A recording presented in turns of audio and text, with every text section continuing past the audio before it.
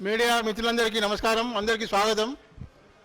ఈరోజు ఈ విలేకరుల సమావేశంలో భారతీయ జనతా పార్టీ నాయకులు, మాజీ మంత్రివర్యులు గౌరవనీయులు రవీంద్రనాయక్ గారు మాట్లాడతారు. వారితో పాటు గిరిజన మోర్చా రాష్ట్ర ప్రధాన కార్యదర్శి చరణ్ సింగ్ గారు ఉన్నారు. వారితో పాటు బీజేపీ సీనియర్ నాయకులు వెంకయ్య నాయక్ గారు ఉన్నారు.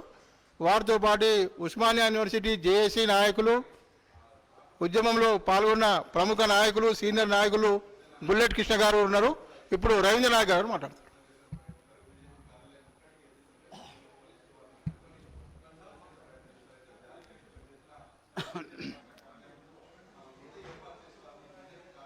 మీడియా మిత్రులకి, పాత్రిక సోదరులకి అందరికీ నమస్కారం.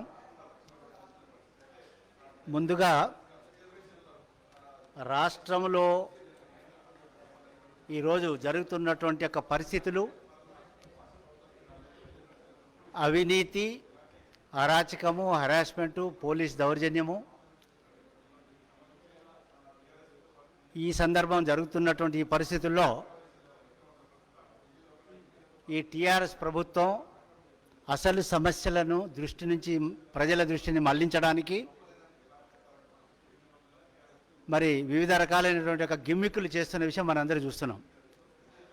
అందులో ముఖ్యంగా నిన్న ఆర్థిక శాఖ మంత్రి కొంతమంది ట్రైబల్ లీడర్లను, ఎమ్మెల్యే, మంత్రి, ఎంపీని పెట్టుకొని నిన్న ప్రెస్ కాన్ఫరెన్స్లో వారు మాట్లాడడం జరిగింది. ఇందులో కేంద్రం ఏదో ఎస్టీ రిజర్వేషన్ పెంపు విషయంలో అబద్ధాలు ఆడుతుందని చెప్పేసి దీనికి నిరసనగా నిరసన కార్యక్రమాలు చేపట్టాలని నిన్న వారు మాట్లాడడం జరిగింది. దీన్ని నేను నిర్ద్వందంగా ఖండిస్తున్నా. ఎందుకంటే హరీష్ రావు గారు ఇట్లా మాట్లాడతారని నేను అనుకోలేదు. ఈ షెడ్యూల్ ట్రైబ్కి సంబంధించినటువంటి ఇష్యూ మన అందరికీ తెలిసిందే. కేసీఆర్ గారు ఎలక్షన్ల ముందు నేను తెలంగాణ టీఆర్ఎస్ ప్రభుత్వం ఫామ్ చేయగానే 12% రిజర్వేషన్లు కల్పిస్తాను గిరిజనులకని ఫస్ట్ సంతకం పెడతానని చెప్పినాడు, ఫస్ట్ సిగ్నేచర్. అయితే నేను ఇక్కడ క్వశ్చన్ చేస్తున్నా ఇదే హరీష్ రావును. ఆకారానికే పెరిగిండు 6 ఫీట్స్, కానీ ఈయన మైండ్ ఎక్కడ పనిచేస్తుందో తెలియదు. కానీ ఇది ఏ బేసిస్ మీద చెప్పినాడు ఈయన? ఈ ముఖ్యమంత్రి, ఈ అబద్ధాల కోరు, is the greatest liar of the century. 12% reservation A basis మీద ఇస్తారన్నాడు? దీనికి ఎట్లా? ఇదే కేసీఆర్ తెలుగుదేశం ప్రభుత్వంలో ఉన్నప్పుడు 1985-86లో డైరెక్ట్గా ఎస్టీలకు రిజర్వేషన్ పెంచవచ్చని చెప్పేసి పెంచినారు. జియో కూడా ఉంది ఇక్కడ. This is the GO directly for only schedule tribes. అయితే దీన్ని గిరిజనులకు మోసం చేయడానికి కేసీఆర్ ప్రభుత్వం వన్ ఫైన్ మార్నింగ్, ఆ రోజుల్లో మేము సేవాలాల్ సందేశ్ యాత్రతో ఈ రిజర్వేషన్లు పెంచాలని చెప్పేసి నా నాయకత్వంలో మేము రాష్ట్రం టూర్ చేస్తుంటే ఆ ప్రెషర్ను చూసి సండే అసెంబ్లీ పిలిచినాడు. ఆ సండే అసెంబ్లీలో బిల్లు ఇంట్రొడ్యూస్ చేసినాడు. బిల్లు అవసరం లేదు, అసెంబ్లీ బిల్లు అవసరం లేదు. దీనికి బిల్లు పెట్టినాడు. దేనికి? Backward classes, schedule tribes and schedule caste. ఇట్లా ఈ బిల్లు నంబరు మీకు ఇప్పుడే ఇస్తాను. LA బిల్ నంబర్ 6/2017 అంటే 2017 to provide reservation of seats in educational institutions in the state and appointments or posts in the services under the state for the backward classes of citizens and for persons belonging to the scheduled caste, scheduled tribes in the state of Telangana and for matters connected therewith or incidental thereto అని చెప్పి ఇది bill. ఈ బిల్లులో ప్రత్యేకంగా ఇక్కడ చెప్పిందేమో మనం మాట్లాడేది schedule tribes. ఎందుకు షెడ్యూల్ ట్రైబ్స్ అడుగుతున్నాము? స్టేట్ డివైడ్ అయినందుకు ప్రత్యేక పరిస్థితుల్లో తెలంగాణలో పాపులేషన్ పెరిగింది ట్రైబల్స్ అని చెప్పేసి మనం అడిగినాం. మనం అడగలేదు. ఇదే అబద్ధాల కోరి చంద్రశేఖరరావు గారే ప్రామిస్ చేసిందే. ఇది ప్రామిస్ చేసి 2014లో 2018లో గిరిజనుల ఓట్లు దండుకొని ముఖ్యమంత్రి గద్దెనెక్కినాడు. దీన్ని తను బాధ్యత తీసుకొని డైరెక్ట్గా జీవో ఇవ్వకుండా ఈ యొక్క బిల్లు డైరెక్టు షెడ్యూల్ ట్రైబ్కి సంబంధించి ఉంటే అయిపోయేది. అటువంటిది కాకుండా దీన్ని పంపించినాడు. పంపిస్తే కేంద్రం ఏమని చెప్పింది? దీన్ని సెపరేట్ చేసి పంపించామని చెప్పినారు. ఇంతవరకు దాన్ని సెపరేట్ చేసి పంపించలేదు, అడగలేదు. ఏదో తనకు అవసరం ఉన్నప్పుడు, తన ప్రభుత్వం ఇక పోతుందని చెప్పేసి భయం పుట్టినప్పుడు అప్పుడే యాక్టివిటీ టేకప్ చేస్తాడు. లైక్ వరి సంబంధం. ఇప్పుడు వరి గురించి, వరినేమో కంటిన్యూస్ ప్రాసెస్ అది. వరి గురించి ఇప్పుడు మంత్రుల బృందం పంపించినాడు. అట్లా ఈ గిరిజనుల గురించి ఎప్పుడైనా మంత్రుల బృందం పోయిందా? ఇది ఒకటి నేను క్వశ్చన్ అడుగుతున్నా. రెండవది, ఈ యొక్క ఏదైతే పార్లమెంటులో క్వశ్చన్ చేసినారు ఎవరు? మన కాంగ్రెస్ సభ్యులు ఉత్తమ్ కుమార్ రెడ్డి గారు. ఏమని? గిరిజనులకు 12% ఇచ్చే యొక్క ప్రపోజల్స్ ఏమైనాయి? 8 సంవత్సరాలు డిలే అయిందని వారు అడిగినట్టున్నారు. వారు అడిగిన దానికి 12% గురించి మాకు ఏది రాలేదని చెప్పేసి వారు చెప్పినారు. కేంద్రం ఏది పార్లమెంట్లో చెప్పినారు. దాన్ని పట్టుకొని ఈ యొక్క టీఆర్ఎస్ ప్రభుత్వంలో ఉన్న ఆర్థిక శాఖ మంత్రి, మా గిరిజన శాఖ మంత్రి, పాపం ఆమెకి మరి తెలుసో తెలియదో కానీ ఆమె కూడా వారితో గొంతు కలపడం, బీజేపీ ఏదో మోసం చేసిందని చెప్పి, మోసం చేసేది కేసీఆర్. అన్ని వర్గాలను మోసం చేసినాడు కేసీఆర్.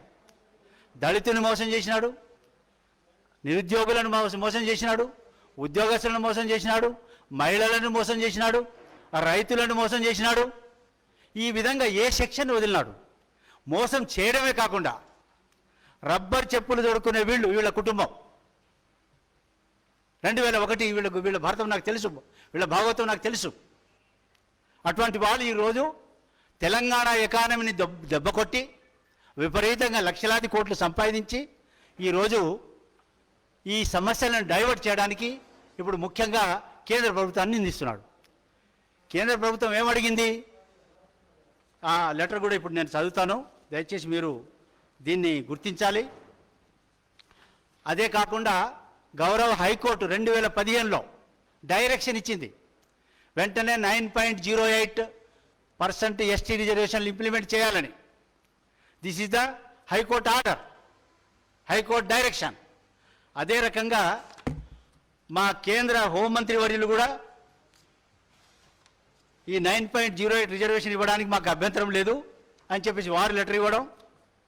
అదే రకంగా ఇక్కడ ఒక ట్రైబ్స్ అడ్వైజరీ కౌన్సిల్ ఉంది. దీనికి కేంద్ర హోంమంత్రికి సంబంధించిన letter reference.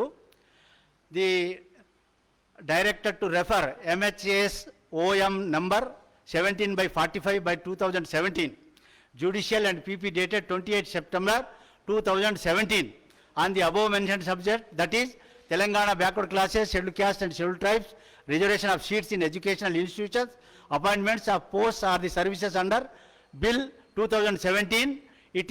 It supports Kendra Prabhutvam. It supports the proposal contained in the bill with the condition that minimum 9.08%, which is the ST population in Telangana as per 2011 census, should be reserved for STs. It is also initiated that irrespective of the total reservation marked for the communities, the STs reservation should not be reduced below 9.08. This is the clarification. ఇవి ఏవి చూడకుండా ఈరోజు సంపాదించినటువంటి యొక్క అవినీతి డబ్బును పెట్టుకొని ఇక్కడ తన పార్టీ వాళ్ళను గూండాలను ఉసిగొల్పి ఈరోజు దౌర్జన్యాలు చేయడం, అదే రకంగా అత్యాచారాలు చేసి ఇప్పుడేమో కేంద్రాన్ని నిందిస్తున్నారు. ఇది కేంద్రము is ready unless this government, TRS government sends the direct clear cut proposal. తర్వాత ఎక్కడైతే మీరు కూడా అడగొచ్చు అబోవ్ 50% ఎట్లా ఇస్తారని. దానికి ప్రత్యేకమైనటువంటి సందర్భాలలో స్టేట్ సెపరేట్ అయింది కాబట్టి ఇవ్వడానికి కాన్స్టిట్యూషన్ ప్రొవిజన్ ఈజ్ దేర్. ఆ ప్రొవిజన్ మీదనే 1985-86లో ఈ కేసీఆర్ అనేవాడు తెలుగుదేశంలో ఉన్నప్పుడు ఇచ్చినటువంటి GO. This is the GO number, GO MS number 167 dated 15th April 1986. This is the reservation extended from 4 to 6% by NTR government. This is the clarification. So ఈ విధంగా ఉన్న దీన్ని అన్నిటినీ డైవర్ట్ చేసి ఈరోజు లక్షలాది కోట్ల అవినీతి చేసి భారతీయ జనతా పార్టీని ఈరోజు బద్నాం చేసేటువంటి యొక్క మరి అబద్ధాలు ఆడుతున్నటువంటి పరిస్థితి మనకు తెలుసు, మన అందరికీ తెలుసు. కేసీఆర్ మన హరీష్ రావు గారు ఏమంటారంటే ఇది అబద్ధాల కర్మాగారం బీజేపీ పార్టీ అన్నాడు. ఆ కర్మాగారం కాలేజీకి ప్రిన్సిపాల్ కేసీఆర్. అబద్ధాల కర్మాగారం కాలేజీకి principal KCR, not others. KCR ఎన్ని అబద్ధాలు ఆడినండి మనకు తెలుసు కదా.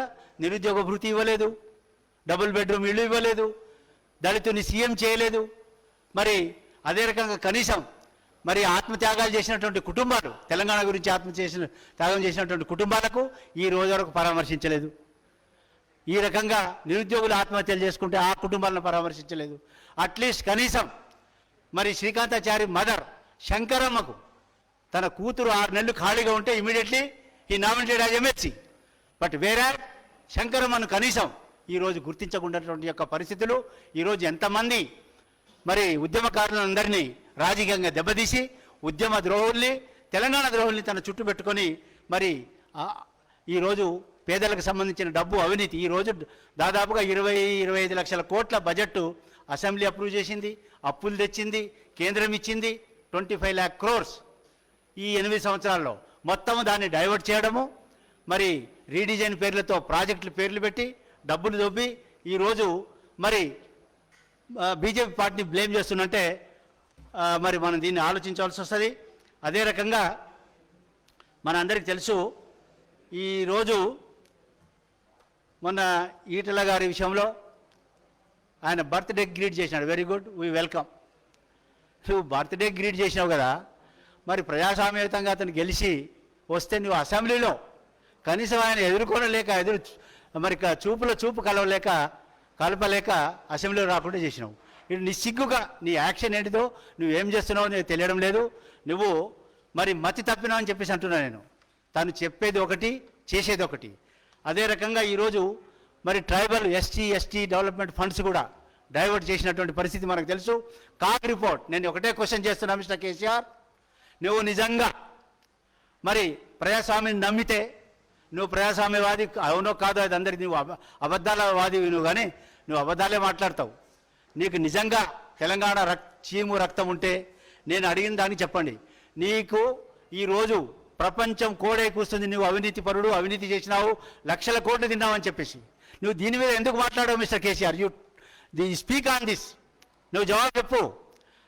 ఇదే యాదగిరి లక్ష్మీ నరసింహస్వామి టెంపుల్ సాక్షిగా చెప్పు.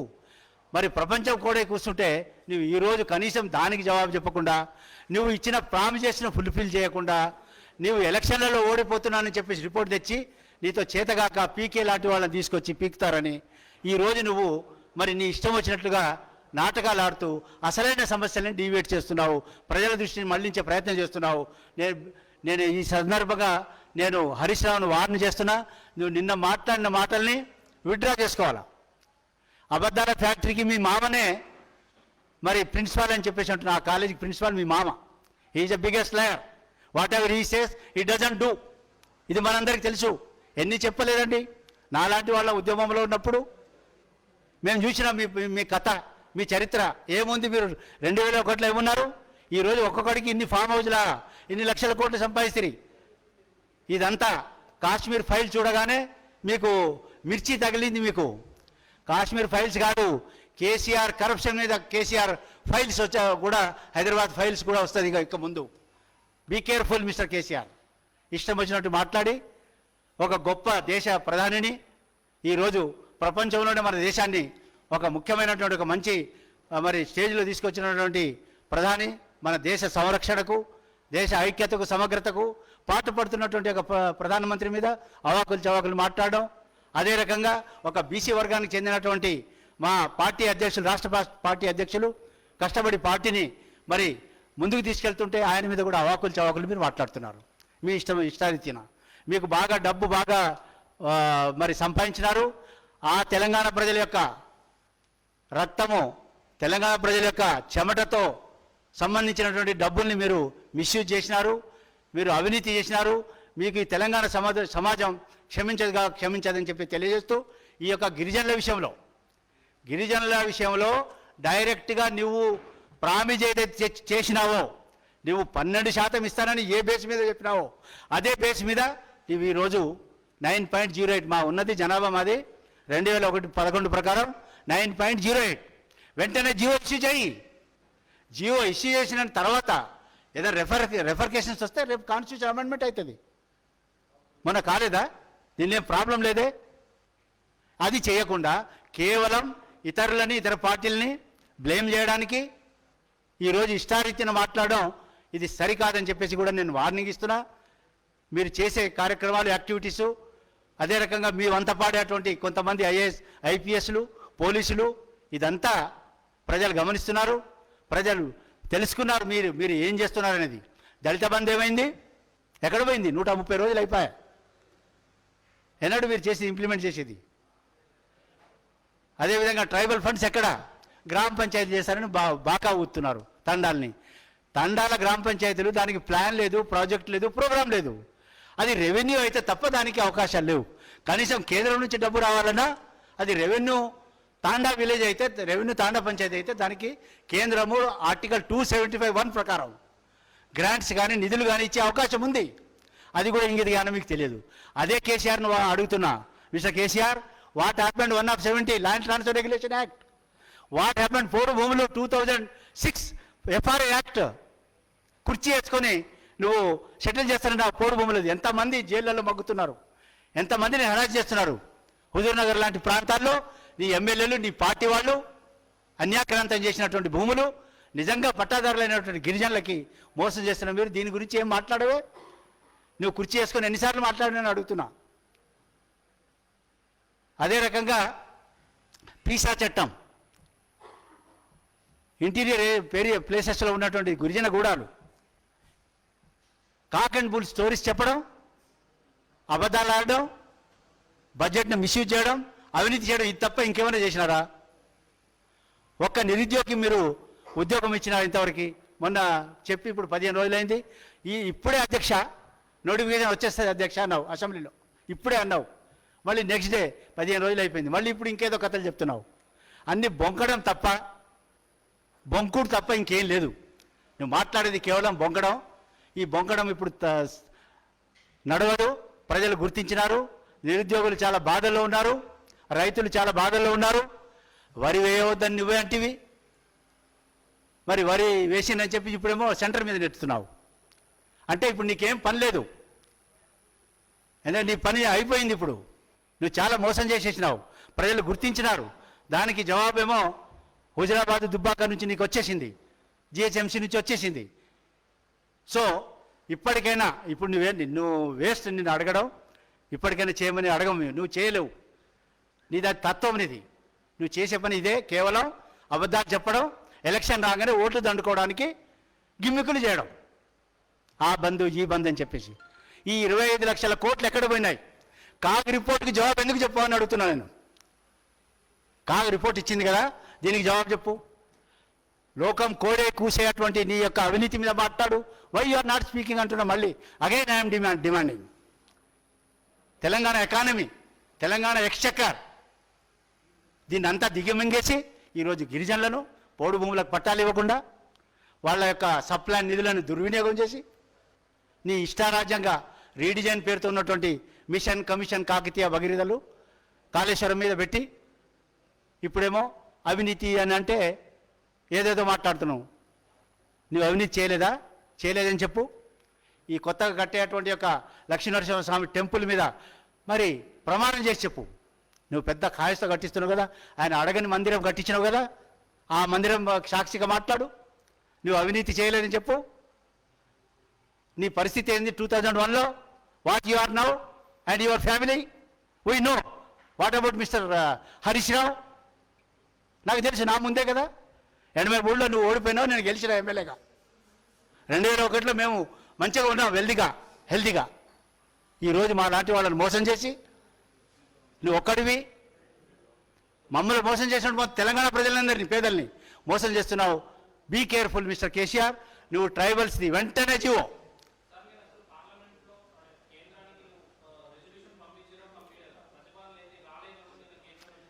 ఈ రెజల్యూషను నేను ఇప్పుడు చెప్పిన కదా, ఈ bill this is meant for BCs, ఎస్సీసు, ఎస్టీసు అండ్ మైనార్టీస్.